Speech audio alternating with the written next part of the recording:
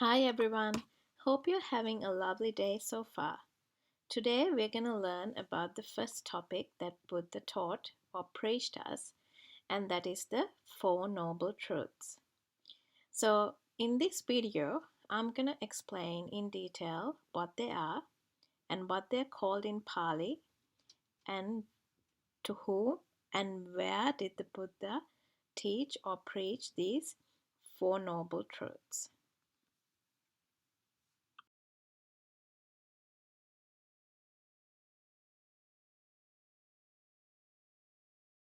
Now let's look at what the Four Noble Truths are. So the first one is called suffering. The second one is the reason for suffering. The third one is to how to get rid of suffering or remove suffering from your life. Then we have the path to get rid of suffering. So now let's have a look in detail what suffering is, which is the first noble truth. So Buddha began with the recognition and realization that the life that we are living itself is suffering. This is the first of the Four Noble Truths. If people have a look at their own experiences or look at the world around them, they will see that life is full of suffering and unhappiness. Suffering could be, we can categorize suffering as physical or mental. Physical suffering takes many forms. At some stage, people must have observed their aged relatives suffer. Most of them suffer from aches and pains in their joints and may find it hard to move about by themselves. Then others may not be able to see, hear, or eat properly. Then there's the pain of diseases, which can strike the young and old alike and can be unbearable.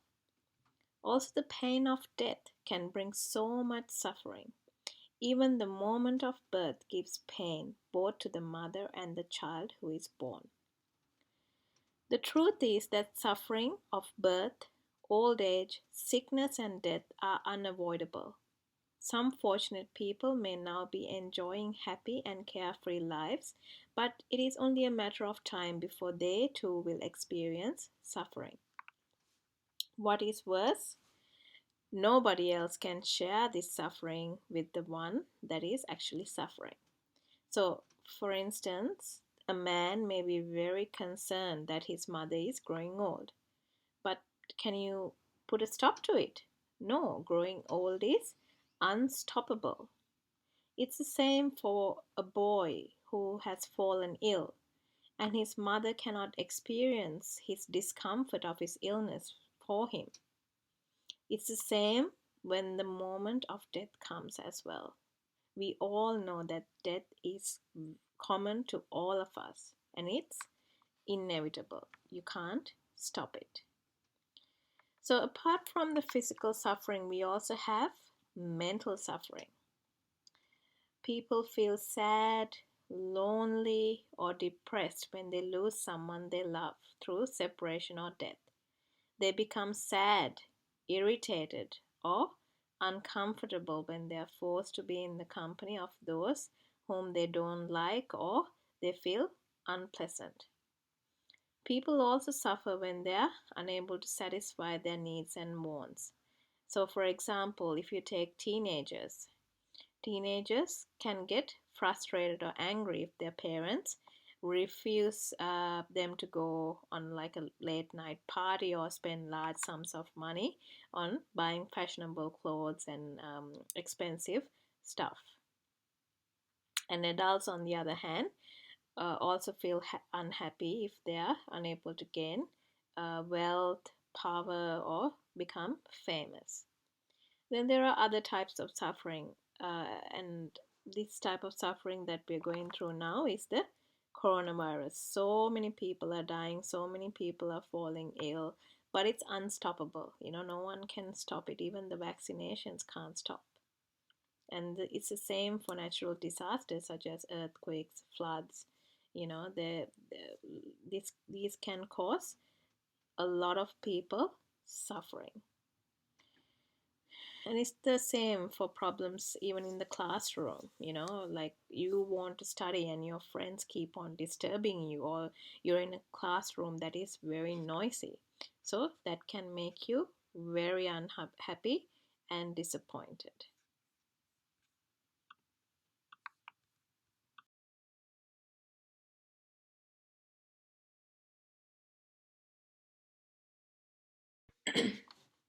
Then we come to the second noble truth, which is the reason for suffering or the cause of suffering.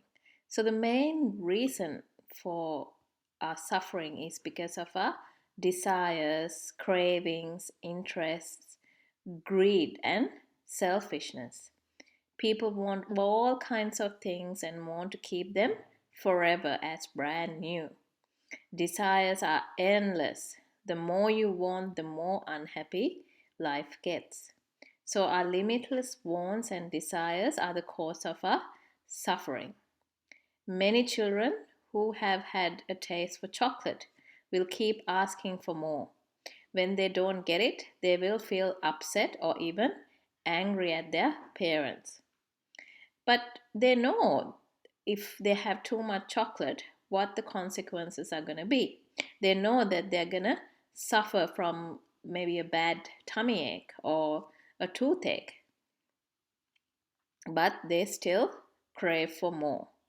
So, this is a good example, and so people, the more they want, the more unhappier they will get, because it is hard to achieve and hard to get all what we desire.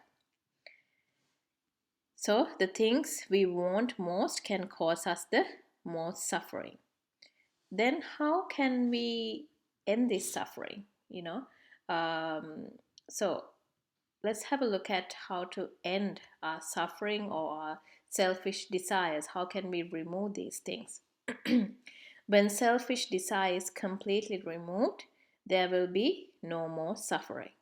Our mind will be in a state of perfect peace. We shall be happy always.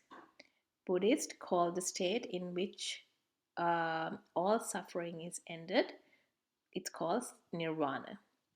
It is an everlasting state of great joy and peace. It is the greatest happiness in life. So now you may wonder how we get to that stage. So then we need to have a look at the fourth point, which is the path to end your suffering.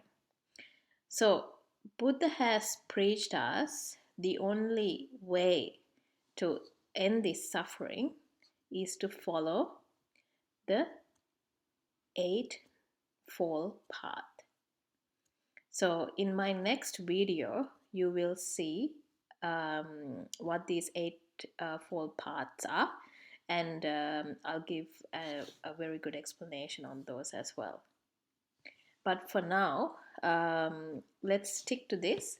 Let's have a look at what these Four Noble Truths are called in Pali.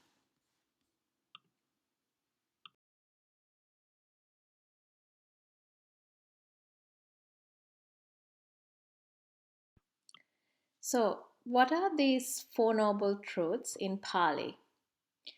So, the first one like we discussed, it's called suffering. In Pali, this is known as dukkha or dukkha. Then the second noble truth is the reason for suffering or the cause of suffering. In Pali, this is called samudaya. Then we have what we call in Pali nirodha.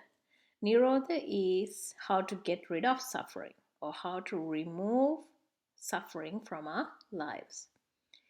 Then the last noble truth, which is the path to get rid of suffering, is called magga.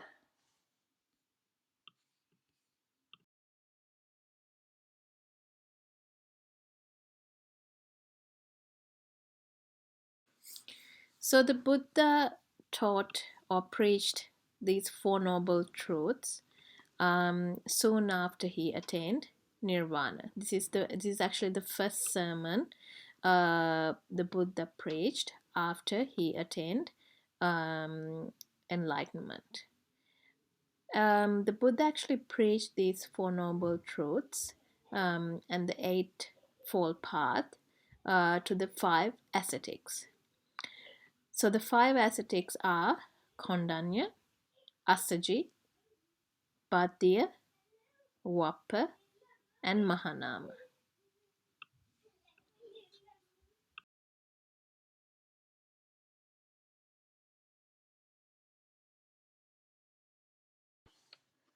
Till we meet again from another video, I wish you a very happy and blissful day.